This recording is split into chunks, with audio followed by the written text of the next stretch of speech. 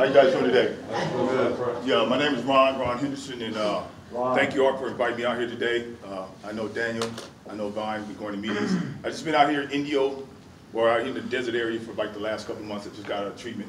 I see a couple of fellows that I know from ABC. I'm coming to you today. They mostly talked about NA, and NA is a great program. It's a great fellowship for people to come that have issues with drugs or substance abuse or alcohol, whatever it is. It's a good place to come and get fellowship. But I wanted to just touch on you guys.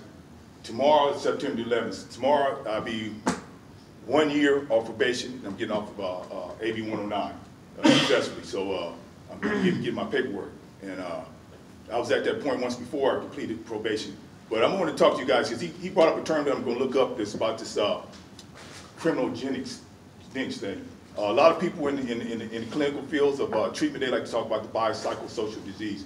And if I say something to offend you, good, because you need to be offended. If you're sitting up in here, you need to come have a decision today, make a decision. I'm going to make a change today about something, because I've been in situations like this before and been in seats like this. I'm 54 years old now. I just got out of treatment maybe a month and a half ago from MFI. Third time in treatment in 2 years. It's the first time I ever started by doing treatment before. I'm like, I got some type of problem. I got some type of issue. So what qualifies me to be up here? I've been doing time since 1986. It's in and out of prison, level 4, shoe yards, for bank robberies, grand theft, the whole 9 yards. I'm kicked on rides. I've been sprayed, the whole gauntlet, so cell extraction, the whole 9 yards. But I'm not here to talk about that, but I'm just saying I've been through those different things, and what I'm telling you, what I found out, yes, I have a substance abuse problem, but that was just one component. What I got is a criminal addictive thinking problem. I never thought I had a criminal addictive thinking problem. I grew up in Compton, in the hood. One of my best friends, Solomon Wilcox, he played NFL football. He's on all NFL access. I know a few celebrities, different people of that. But I found out my thinking was my worst enemy that put me in this position. And like I said, I'm 54, getting myself together. I just in treatment. I just got my business license. Yesterday, I just started up a travel agency. I'm a consultant now. And this is what I do. I come out to speak to people. Next year, I'm going to be making a lot of money. But it's not about the money. It's about giving back and being of service.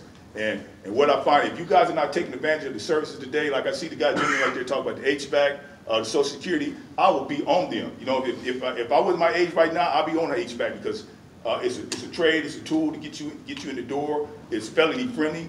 You have a tool under your belt, a trade under your belt that nobody can ever take from you. College in the desert, the Pomona College, Cal Poly has a good program too. He's a professor called Dr. Renfrew Reese, called a re-immigration program. Dr. Renfrew Reese has a tenure there. He was an ex-felon, did 5 years in prison. He got his master's degree. He's a doctor. He takes people all over the world, students. He's out of a place called a re-entry program at Pomona Desert. If you're not taking advantage of your education or taking advantage of any of the service that they have to offer you today, then something's definitely wrong.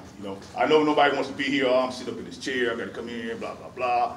But I found out over the period of time, and doing this time and through my progress, probation officers, they're not my enemy. I've been my own worst enemy. I put myself in this situation where I got somebody to tell me, come sit in this seat, you got to sit over here, you step in the reception center, you got to go over here, take your bag, you got to do this. I put myself in those positions. I'm not saying that there's not obstacles out there. I should be saying, oh, it's the man, it's the white folks, man, they won't give me a chance, blah, blah, blah. It was myself.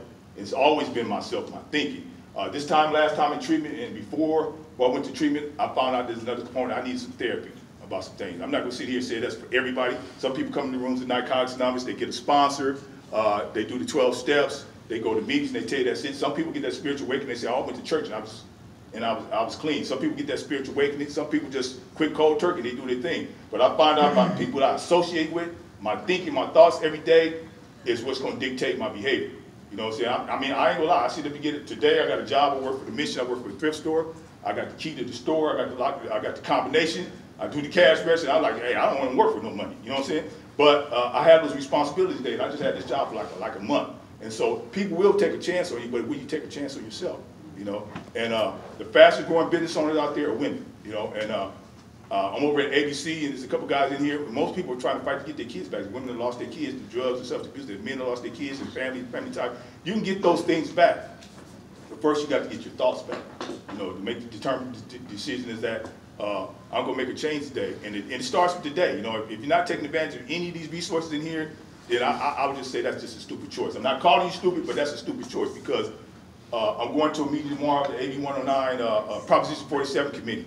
And they allowed me to be an honorary member because the story that I told them, it's going to be probation officers, RI, mental health people, and these people, they set the fundings every year, $30 million a year they get. They set for bed space, they have out in Indio, banning, beds for mental health, all these types. They're the ones that dictate the programs for who's getting the beds and who's getting the funding, and there's a lot of money changing hands. So there's people out there working for our benefit, whether you want it or not. We got to come up in here, I don't want to hear all this type of stuff. Take advantage of what's going on today. I wouldn't leave here without having somebody's name and number, or having somebody's commitment to say that you're going to help me get to the next step. But the first step you got to take is the step in the head, is that I'm going to make the change myself and make the determination. This is my speaker one sheet. I got a business mentor been helping me. Like I said, I got my business license. And this is what I do. I professionally speak. This is what I feel is my gift. And I got all my bio on here, all my information. And this is what I do. I go out and I'm going to make a lot of money. I'm going to travel the world. I travel to different states and, to give back and be of service. So my name is Ron. I just want to hope you guys take advantage of the resources. God, thank you. Thank